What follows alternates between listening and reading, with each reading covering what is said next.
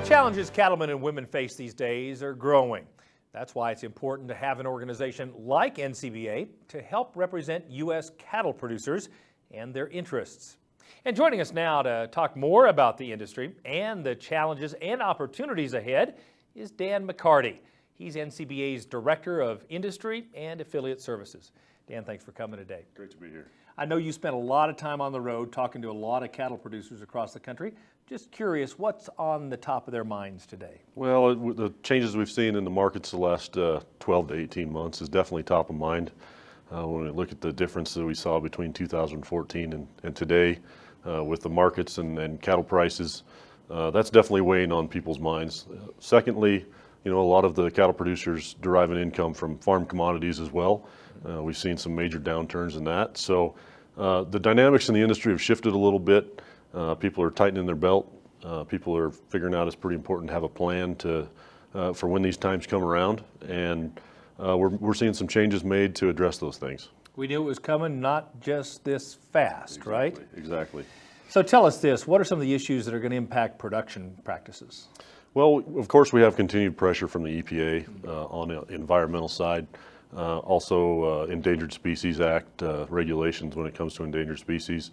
And something that's coming up real quick here is the veterinary feed directive. So as we talk about producers making plans, it's going to be very important that producers have a very good relationship with their veterinarian so they can comply with these new rules in the veterinary feed directive.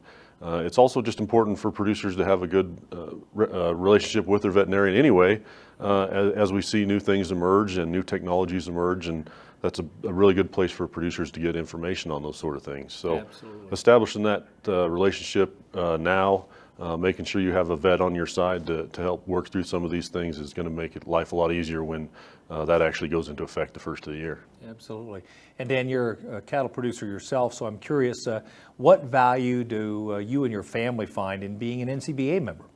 Well, I just think that having a group that is the collective voice of our industry, furthering our policies and priorities in Washington, D.C. is very important. Of course, it's also very important that you're a member of your county cattlemen's association, your state cattlemen's association. Each one of those groups works on a little different issue, on something that affects your farm or your ranch. County cattlemen's often work on issues within the county. Your state cattlemen's works on things at the state capitol, and then NCBA takes care of things in Washington, D.C. It's just really important that we all have a voice. We don't always agree on everything, but it's very important that we have a voice representing us every day, because nobody I know has time to do it on their own. Well, and that was what I was going to ask. Certainly, some people choose not to be members of NCBA because they don't agree with NCBA's position on an issue or two.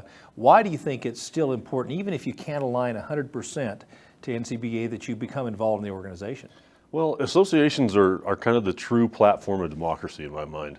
That's where groups of people who have common interests come together, sort out what they believe and agree on certain things and try and progress their industry or whatever their idea is. And that's really what the basis of democracy is getting together and having an opinion.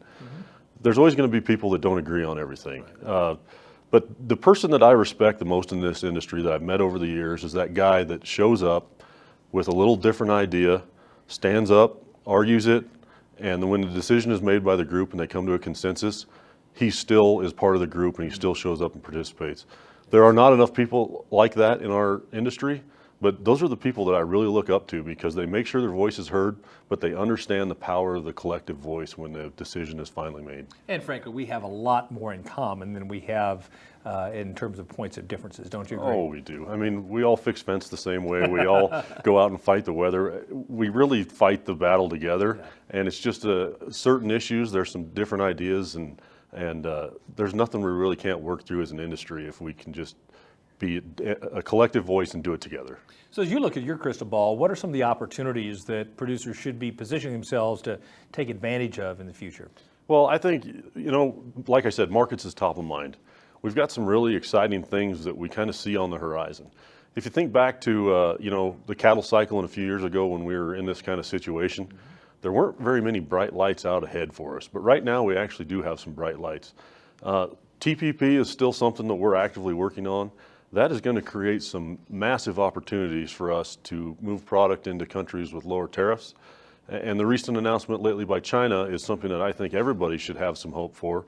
It's going to create some enormous opportunities with one of the largest population bases in the world, with a growing middle class that have income that want our product.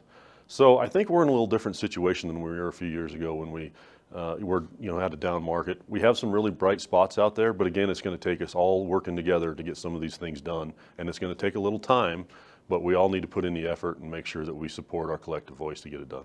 Well said. Thank you so much for coming to the show. Thank you.